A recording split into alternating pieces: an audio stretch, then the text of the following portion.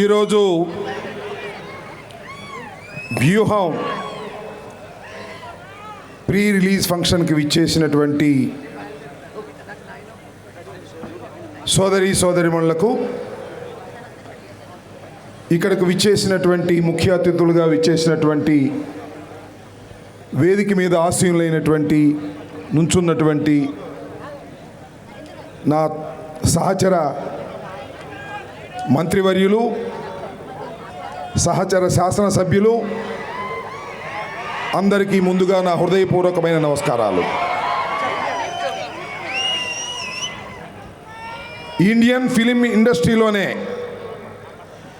Talented film director RGV గారు నిర్మించినటువంటి వ్యూహాన్ని 29వ తారీఖున మనం చూడబోతున్నాం. దానికి ముందు 2 విషయాలు ఆర్జీవి గారి గురించి చెప్పాలి. చాలామంది డైరెక్టర్లను చూసాం ఈ దేశంలో. తెలుగులో చూసాం, హిందీలో చూసాం, ఇతర భాషల్లో చూసాం. అలా వచ్చారు, అలా తీశారు, అలా వెళ్ళిపోయారు.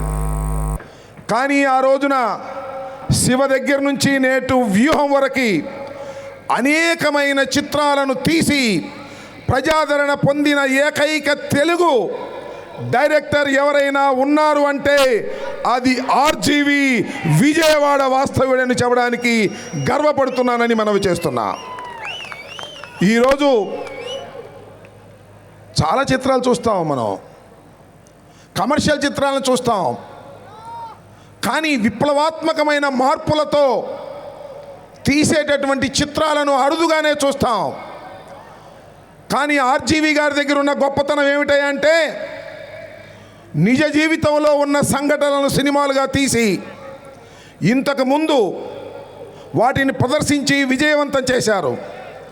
ఇవాళ మరొక అడుగు ముందుకు ఏం వేశారంటే నిజ జీవితంలో ఎవరి పేర్లైతే ఉన్నాయో ఆ పేర్లతోనే సినిమా తీసిన ఏకైక దర్శకుడు ఈ వరల్డ్లో ఎవరైనా ఉన్నారు అంటే అది ఆర్జీవి వ్యూహంతోనే ప్రారంభం కాబోతుందని కూడా మనవి చేస్తున్నా.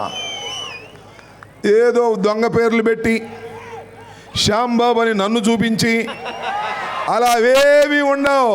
రాంబాబుని రాంబాబుగానే చూపిస్తాడు, పవన్ కళ్యాణ్ని పవన్ కళ్యాణ్గానే చూపిస్తారు, జగన్మోహన్ రెడ్డి గారిని జగన్మోహన్ రెడ్డి గానే చూపిస్తారు, చంద్రబాబుని చంద్రబాబుగానే చూపించి ప్రజలను మెప్పించగలిగినటువంటి దర్శకులు రామ్ గోపాల్ వర్మ గారు ధైర్య సాహసాలతో కూడినటువంటి దర్శకుడని కూడా ఈ సందర్భంగా నేను చెప్పదలుచుకున్నాను. మరొక్క నిర్మాత గురించి కూడా చెప్పాలి.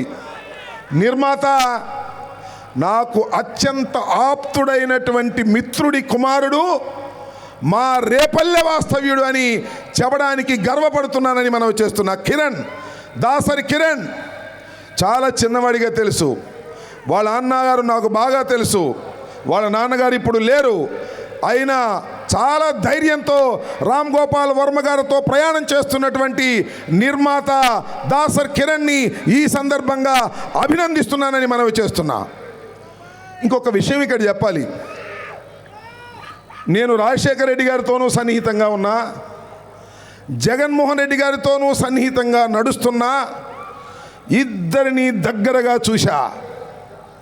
అలా దగ్గరగా చూసినటువంటి ఇద్దరి ప్రముఖ వ్యక్తులను మా ఆర్జీవి గారు ఎలా ఆవిష్కరించబోతున్నాడో అని కుతూహలంగా ఎదురు చూస్తున్న హృదయం మీది, నాది, మన అందరిది అని కూడా మనవి చేస్తున్నా. నేను ఒకటి అడుగుతానండి. ఈనాడు పత్రిక ఉంది, దానికి రామోజీరావు గారు అధిపతి. తెల్లారు లెగిస్తే ఏమి రాస్తాడు? జగన్మోహన్ రెడ్డి గారి గురించి దోపిడీ అని రాస్తాడు, రాక్షసుడని రాస్తాడు, హత్యలు చేసే వ్యక్తి అని రాస్తాడు, ఫ్యాక్షనిస్ట్ అని రాస్తాడు, పరిపాలన సరిగా లేదని రాస్తాడు. ఎవరి గురించి రాస్తాడు? జగన్మోహన్ రెడ్డి గురించి రాస్తాడు. ఏమయ్యా రామోజీరావు గారు, ఏమయ్యా చంద్రబాబు నాయుడు గారు, మీ పేపర్లో మీ ఇష్టం వచ్చినట్టుగా రాసుకోవచ్చు, ఆవిష్కరించవచ్చు, కానీ కిరణ్ కుమార్ డబ్బులతో, ఆర్జీవి గారి శక్తితో సినిమా తీస్తే జగన్మోహన్ రెడ్డి గారిని కరెక్ట్గా ఆవిష్కరిస్తే మీకేమిటి కడుపు మంట అని నేను ఈ సందర్భంగా అడుగుతున్నా. రామోజీరావు గారు ఇష్టం వచ్చినట్టుగా ఆవిష్కరించవచ్చు. అలాగే రాధాకృష్ణ తెల్లారు లెగిస్తే పేపర్ ఉంది కదా అని మీ పత్రికల్లో మీరు ఇష్టం వచ్చినట్టుగా జగన్మోహన్ రెడ్డి గారిని ఆవిష్కరించవచ్చు, దుర్మార్గుడిగా ఆవిష్కరించవచ్చు. కానీ రామ్ గోపాల్ వర్మ గారు జగన్మోహన్ రెడ్డి గారిని ఉన్నది ఉన్నట్టుగా, చంద్రబాబుని ఉన్నది ఉన్నట్టుగా, లోకేష్ని ఉన్నది ఉన్నట్టుగా ఆవిష్కరిస్తే మీకేమిటయ్యా కడుపు మంట అని ఈ సందర్భంగా అడుగుతా ఉన్నా. దానికి లాజిక్ ఏమిటి, ధర్మం ఏమిటో ఒక్కసారి ఆలోచించవలసిందిగా ఈ రాష్ట్ర ప్రజానీకాన్ని అడుగుతున్నానని మనవి చేస్తున్నా. ఇవాళ చాలా సంతోషం, ఒక చిత్రాన్ని చిత్రంగా వాస్తవానికి అతి దగ్గరగా ఇవాళ తీస్తున్నారు. నాకు అనిపిస్తుంది ఏంటంటే జగన్మోహన్ రెడ్డి గారి రాజకీయ జీవితం విషాదంతో ప్రారంభమైంది. అది ఎక్కడి దాకా వెళ్ళింది?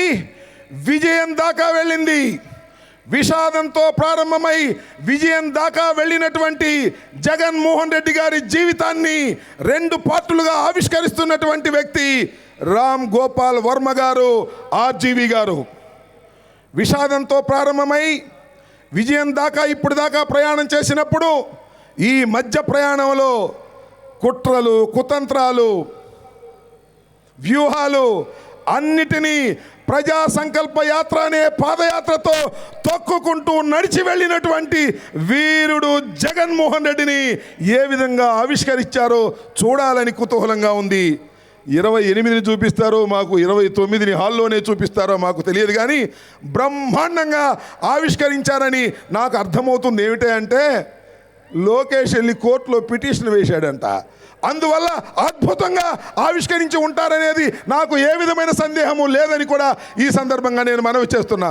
నాకు అక్కడక్కడ అర్థమవుతుందండి, రామ్ గోపాల్ వర్మ గారు చాలా సీరియస్గా డిస్కషన్ జరుగుతుంటే ఆ చిత్రంలో మధ్యలో ఒక అతను కారపూస తింటూ ఉంటాడు, మధ్యలో ఒక అతను బత్తాకాయలు తింటూ ఉంటాడు.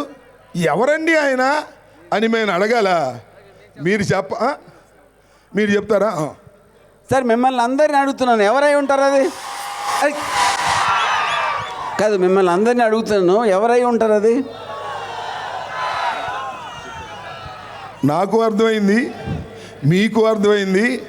అంత సీరియస్గా ఉన్నప్పుడు బఠానీలు, పప్పుండలు, కారపూసలు, బత్తాయి తొనలు తీసేది తినేది ఎవరండి? ఇంకా పప్పు లోకేషు తప్ప అనేది అందరికీ అర్థమైనటువంటి అంశం.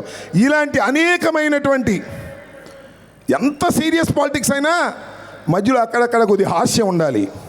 అప్పుడప్పుడు శాసనసభలో కూడా మేము సీరియస్గా జరుగుతున్నప్పుడు కొద్దిగా హాస్య గుళికలు వాడతాం. వాడకపోతే మజా ఉండదు. ఎంత సీరియస్ రాజకీయాలు నడుస్తున్నా జగన్మోహన్ రెడ్డి గారికి, చంద్రబాబు నాయుడు గారికి మధ్యన ఎంత సీరియస్గా నడుస్తున్నా, జగన్మోహన్ రెడ్డి గారికి, చంద్రబాబు నాయుడు గారికి, అదేవిధంగా పవన్ కళ్యాణ్ గారికి మధ్యన ఎంత సీరియస్గా నడుస్తున్నా మధ్యలో ఎవరో ఒక జోకర్ కావాలి. ఆ జోకర్ని సృష్టించలేదు, వాళ్ళే సృష్టించి పక్కన పెట్టుకున్నారు. అతని లోకేష్ అని చాలా విడమర్చి చెప్పినటువంటి వ్యక్తి ఆర్జీవి గారు. నేను మనవి చేస్తున్నా, ఇంకా చెప్పాలంటే చాలా విషయాలు ఉన్నాయి, చాలామంది వేదిక మీద ఉన్నారు. రాజకీయ ఉపన్యాసాలు కాదు, కానీ నాకంత కుతూహలం. ఈ దేశంలో, ఈ రాష్ట్రంలో అత్యంత ప్రజాదరణ కలిగినటువంటి ఏకైక నాయకుడు జగన్మోహన్ రెడ్డి అనడంలో సందేహం లేదు. ధైర్య సాహసాలలో జగన్మోహన్ రెడ్డి గారిని మించినటువంటి నాయకుడు ఈ దేశ రాజకీయాల్లో లేడు అని కూడా ఈ సందర్భంగా ధైర్యంగా చెప్తున్నా. నేను ఇంకొక మాట చెప్పి ముగిస్తా. రాజశేఖర్ రెడ్డి గారిని చూశా, అతి దగ్గరగా చూశా, వారితో ప్రయాణం చేశా. జగన్మోహన్ రెడ్డి గారిని మరింత దగ్గరగా చూస్తున్నా. 100 రాజశేఖర్ల పెట్టు, ఒక్క జగన్మోహన్ రెడ్డి అని మనవి చేస్తున్నా. తండ్రిని మించిన తనయుడు కాబోతున్నాడు ఈ రాష్ట్రంలో. తిరుగులేని ఆధిపత్యాన్ని ప్రజల గుండెల్లో పొందినటువంటి వ్యక్తి జగన్మోహన్ రెడ్డి. జగన్మోహన్ రెడ్డి గారిని ఓడించటానికి ప్రయత్నం చేసే ఏ శక్తి అయినా మట్టి కరవక తప్పదు.